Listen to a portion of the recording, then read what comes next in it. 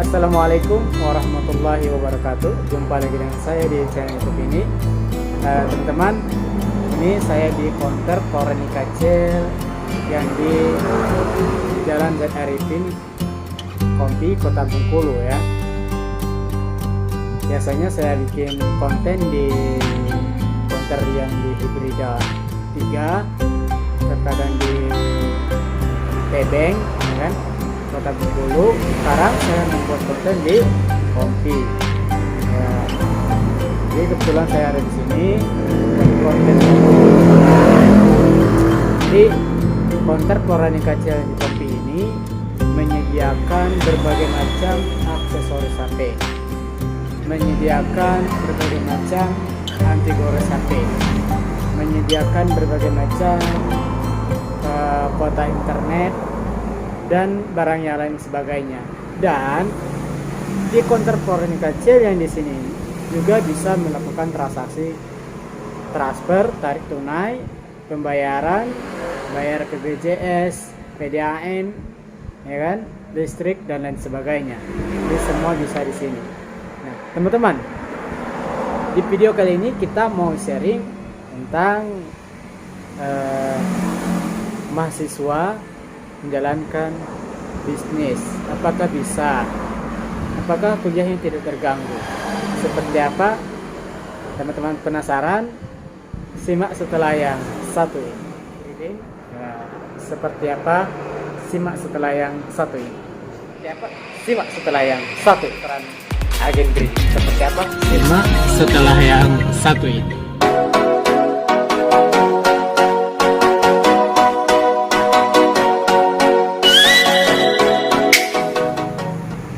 Oke teman-teman, kita lanjutkan ya pembahasan kita.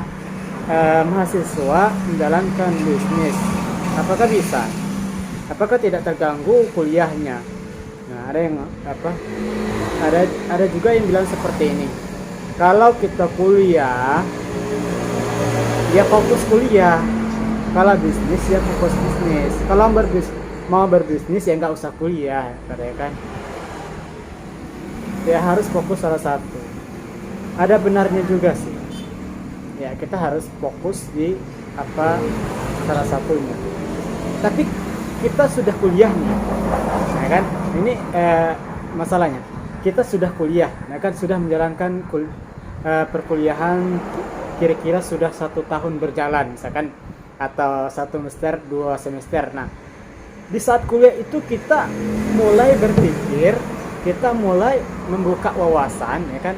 Kita sudah berkumpul dengan teman-teman, kita sharing sana sini, kita ngobrol dengan orang yang sukses.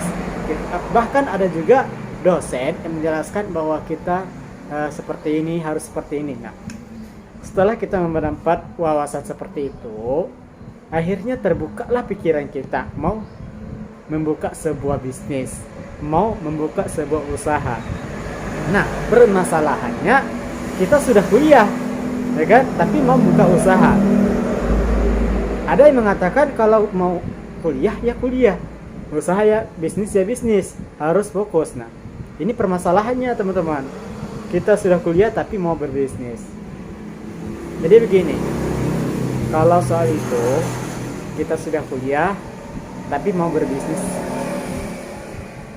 itu tergantung dari kitanya. Bisa nggak kita mengatur waktu kita, bisa nggak kita mengelola waktu kita, ya kan? Dimana ketika jam kuliah ya kita harus kuliah, ya kan? Ketika jam mengerjakan tugas kuliah ya kita harus kerjakan. Nah, ketika ada waktu luang, ada kesempatan, kita manfaatkan untuk membangun bisnis kita, membuka usaha kita, menjalankan bisnis kita.